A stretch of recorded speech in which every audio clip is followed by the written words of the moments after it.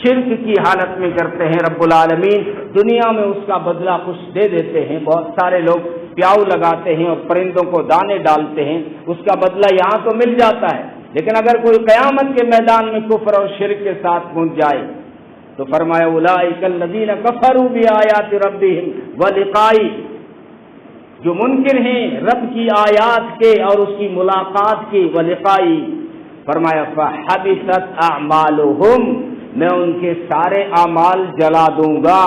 جتنے بھی نیک اعمال ہوں گے، اگر کوئی شرک کے ساتھ میدان میں آ گیا قیامت کے میدان میں تو جتنے بھی نیک اعمال ہوں گے فحبطت اعمالہم، سارے اعمال جلا دوں. اور فرمایا فلا نقیم لہم یوم القیامت وزنا، میں ان کے اعمال کو تولنے کے لیے ترازو قائم ہی نہیں کروں گا.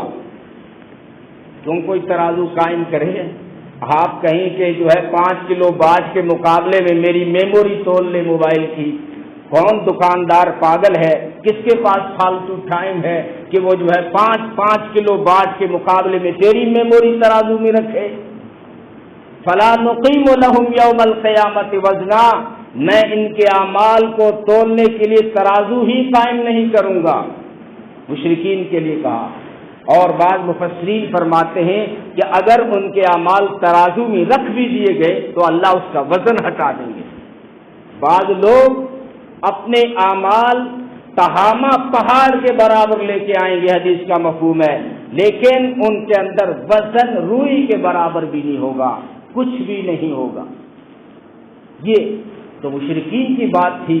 لیکن جب بات شرک کی آئے تو سامنے اگر اس کا چہیتا کوئی پیغمبری کیوں نہ ہو، اس کا لہجہ بدل جاتا ہے، اس کا لہجہ بدل جاتا ہے. سورہ انعام میں اللہ نے کوئی تقریباً 18 نبیوں کا نام لے کے ذکر کیا ہے.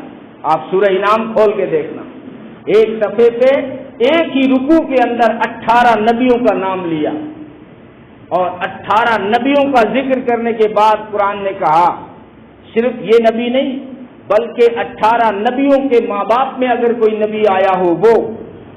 فرمایا وَمِنْ آبَائِهِمْ وَذُرِّيَّاتِهِمْ وَإِخْوَانِهِمْ، اگر کوئی ان کے ماں باپ میں آبا و اجداد میں کوئی نبی آیا ہو، یا ان کی اولاد میں کوئی نبی آیا ہو، یا ان کے بھائیوں میں کوئی نبی آیا ہو، وَاجْتَبَيْنَاهُمْ وَهَدَيْنَاهُمْ إِلَىٰ صِرَاطٍ مُّسْتَقِيمٍ، یہ وہ نبی ہیں جن کو میں نے چنا ہے، میں نے ان کا انتخاب کیا ہے اور سیدھے راستے کا رہبر بنا کے بھیجا ہے. لیکن آگے کیا فرمایا؟ یہ ہدایت ان کی ذاتی نہیں ہے، ذالک ھدی اللہ یہدی بہ من یشاء، یہ ہدایت اللہ کی ہے، جس سے چاہتا ہے اس سے اپنے بندوں میں سے دیتا ہے.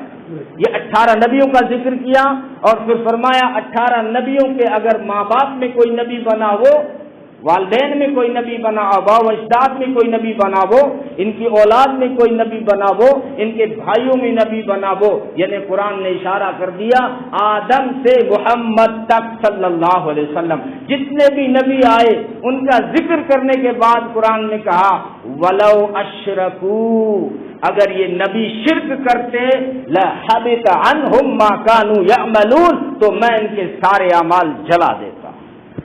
جتنا لہجہ اس کا بدل جاتا ہے جب بات شرک کی آئے.